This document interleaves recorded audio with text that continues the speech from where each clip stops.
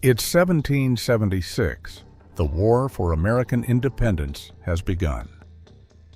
But this war isn't just being fought on the battlefield with muskets and cannons. It's being fought in the kitchens and pantries of every colonial home.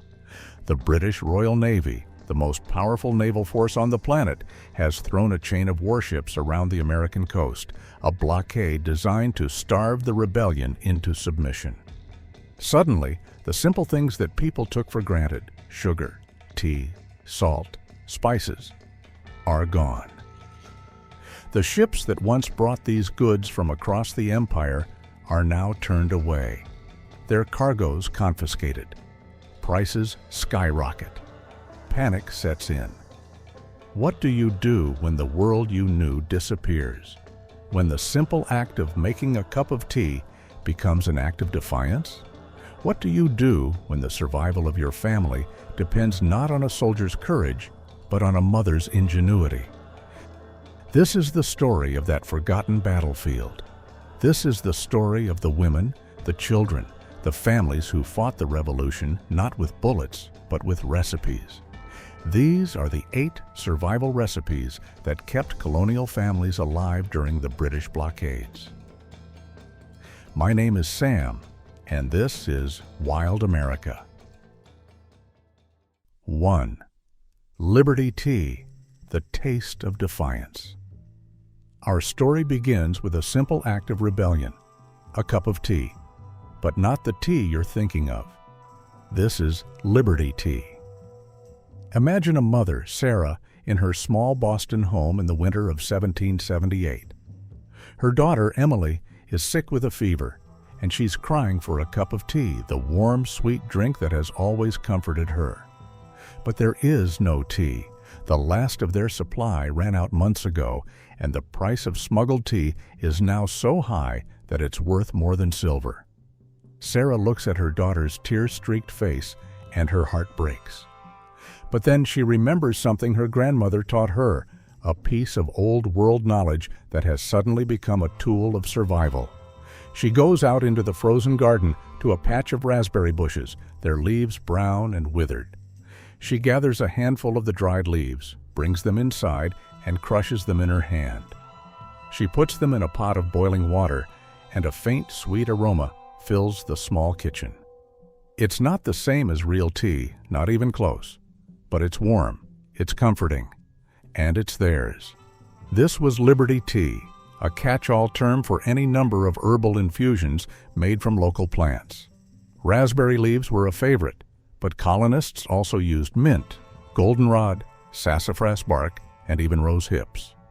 It was a way to thumb their noses at the British, to declare their independence in the most domestic of settings, but it was also a way to survive. Many of these plants had medicinal properties, and they provided a source of comfort and warmth in a world that had suddenly become very cold and very frightening. And here's something that surprises even modern herbalists. Raspberry leaf tea is a natural source of vitamins and minerals, and it has been used for centuries to treat fevers and other ailments. Sarah didn't know the science behind it. She just knew that it worked. And as she held the warm cup to her daughter's lips, she knew that she was not just giving her a drink. She was giving her a fighting chance. 2. Molasses and honey tea cakes, the taste of sweetness. With the sugar now a luxury reserved for the very wealthy, colonial families had to find other ways to satisfy their sweet tooth. Molasses and honey, both produced locally, became the sweeteners of choice, and they were used to create a wide variety of treats, including the humble tea cake. Imagine a baker in Philadelphia, a man named John, who has always taken pride in his delicate sugar cookies. But now, with the blockade, he can't get sugar at any price.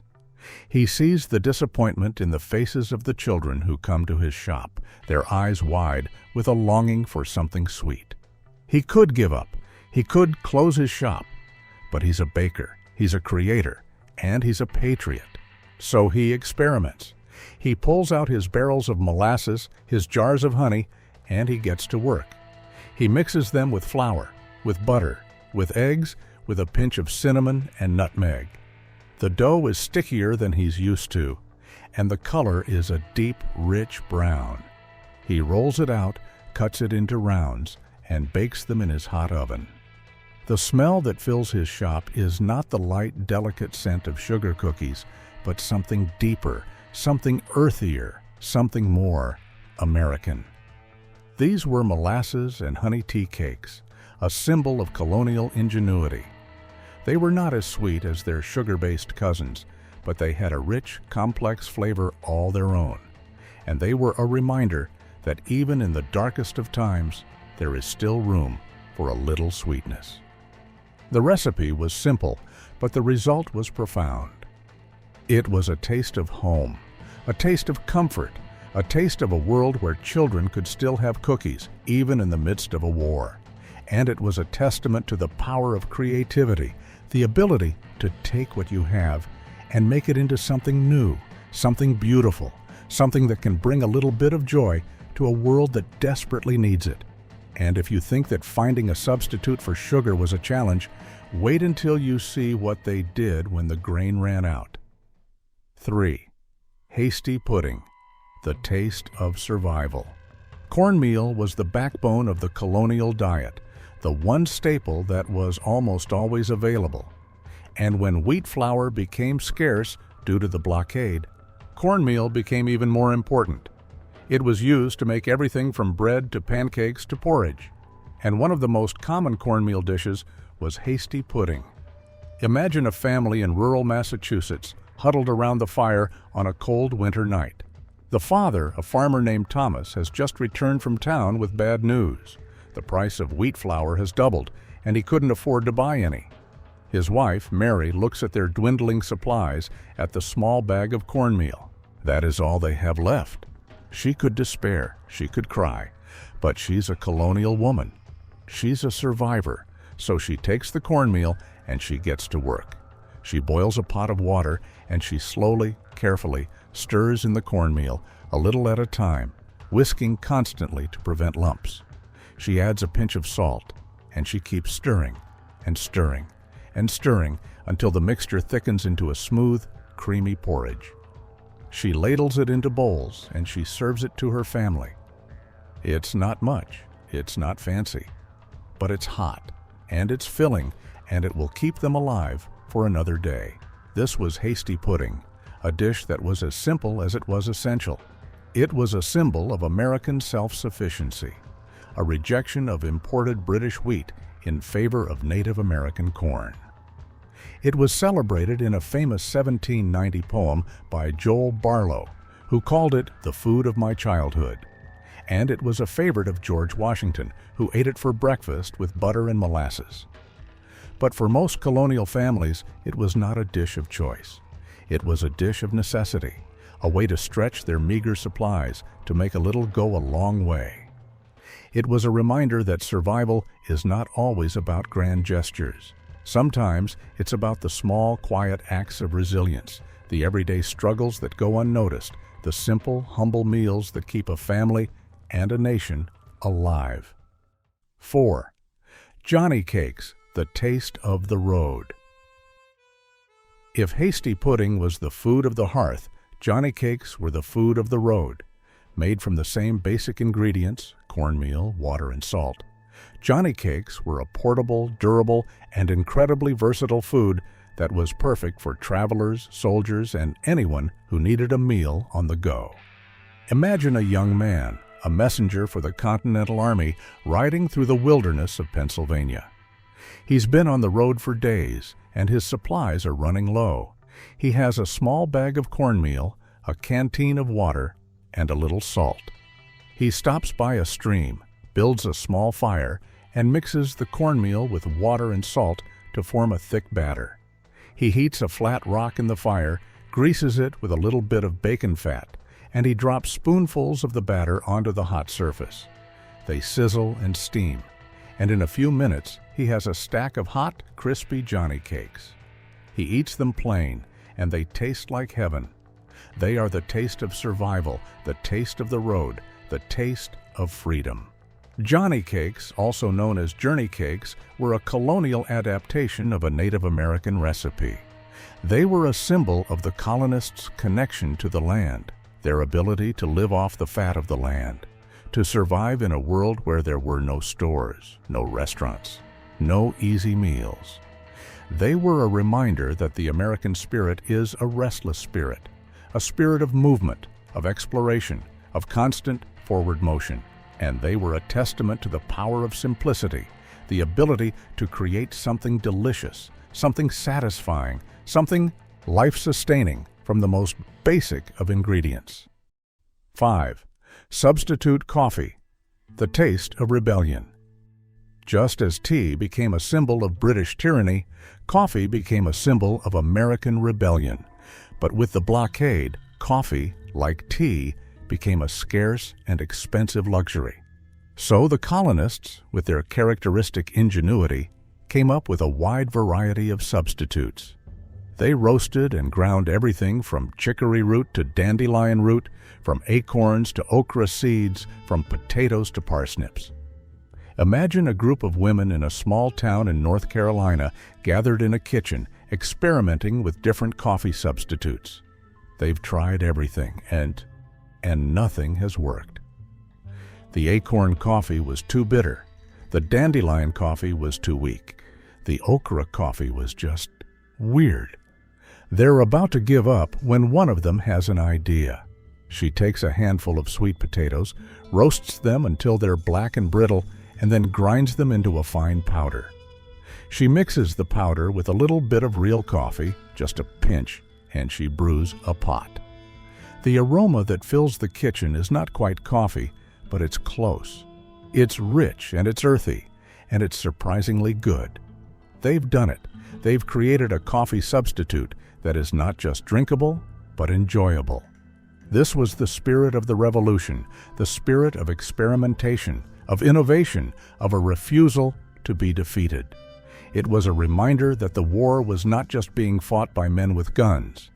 It was being fought by women in kitchens, by families in their homes, by ordinary people who were determined to live their lives, to enjoy their small pleasures, to maintain a sense of normalcy in a world that had gone mad. And here's something that might surprise you. Some of these coffee substitutes were actually good for you. Chicory root, for example, is a natural source of inulin, a prebiotic fiber that is good for your gut health. The colonists didn't know that, of course. They just knew that it tasted good, and that it was a small act of defiance, a way to say to the British, you can take our coffee, but you can't take our spirit. 6. Salt-risen bread, the taste of the frontier. With the British blockade cutting off the supply of imported salt, this essential mineral became a precious commodity. But some colonial families, particularly those on the frontier, knew a secret. They knew how to make their own leavening agent from cornmeal, potatoes, and a little bit of salt. This was salt-risen bread, a dense, chewy, and slightly sour bread that was a staple of Appalachian and other frontier communities. Imagine a young woman, a new bride who has just moved to the backcountry of Virginia. She's used to the soft white bread of the city, and she's struggling to adapt to the harsh realities of frontier life. She tries to make bread, but without yeast, it's a disaster. It's flat, and it's hard, and it's tasteless. She's about to give up when an older woman, a neighbor, comes to her cabin. The woman shows her how to make a starter from cornmeal, potatoes, and water. She tells her to keep it warm, to feed it every day, to watch for the bubbles that will tell her it's ready. The young woman is skeptical, but she does as she's told, and a few days later, she sees the bubbles. She mixes the starter with flour, and she bakes a loaf of bread. It's not the bread she's used to. It's different. It's alive. It has a tangy, complex flavor that she's never tasted before. And she realizes that she has not just learned a new recipe, she has learned a new way of life. This was the magic of salt-risen bread, a bread that was born of scarcity and ingenuity. It was a symbol of the frontier spirit, the ability to create something out of nothing, to find abundance in the most unlikely places. And it was a reminder that the most valuable knowledge is often the knowledge that is passed down from generation to generation, the knowledge that is shared between neighbors, the knowledge that is born of experience and necessity. 7. Vinegar Pie, the taste of ingenuity. When fresh fruit was unavailable, colonial families had to get creative with their desserts. And one of the most creative and most surprising desserts of the era was vinegar pie. Imagine a grandmother in a small town in New England. It's the middle of winter, and her grandchildren are coming to visit. She wants to make them a special treat, but she has no apples, no berries, no fresh fruit of any kind. She looks in her pantry and she sees a jug of apple cider vinegar, and she has an idea. She mixes the vinegar with sugar, with butter, with eggs, with a little bit of flour to thicken it. She pours the mixture into a pie crust, and she bakes it in her oven. The result is a pie that is surprisingly delicious. It's tart, and it's sweet, and it has a creamy custard-like texture. The grandchildren love it, and the grandmother smiles, knowing that she has created a little bit of magic in the midst of a long, hard winter. This was vinegar pie, a testament to the ingenuity and resourcefulness of colonial women. It was a reminder that a little bit of creativity can go a long way, that you don't need fancy ingredients to make something delicious, that the best meals are often the ones that are made with love. And it was a symbol of the enduring power of family, the importance of creating moments of joy and celebration, even in the most difficult of times. 8. Scrapple, the taste of frugality. In the 18th century, nothing was wasted, and that was especially true when it came to meat. After a pig was butchered, every part of the animal was used, from the snout to the tail. And one of the most popular ways to use up the scraps was to make scrapple. Imagine a farmer in Pennsylvania, a German immigrant who has brought his traditions with him to the New World. He has just butchered a pig, and he has a pot of scraps simmering on the stove. The head, the feet, the heart, the liver, all the bits and pieces that most people would throw away. He boils them until the meat falls off the bone, and then he strains the broth, removes the bones, and grinds the meat. He returns the meat to the pot, adds cornmeal and spices, and he cooks it until it's a thick, mushy porridge. He pours the mixture into a loaf pan, and he lets it cool until it's a solid block. The next morning, he slices the scrapple, fries it in lard until it's crispy on the outside and creamy on the inside, and he serves it to his family for breakfast. It's a hearty, satisfying meal, a meal that will stick to their ribs and give them the energy they need for a long day of work.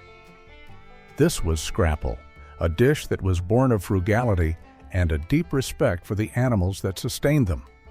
It was a symbol of the immigrant experience, the blending of old world traditions with new world ingredients. And it was a reminder that the most delicious foods are often the simplest, the most humble, the ones that are made with care and a commitment to using every last bit of what you have. Conclusion.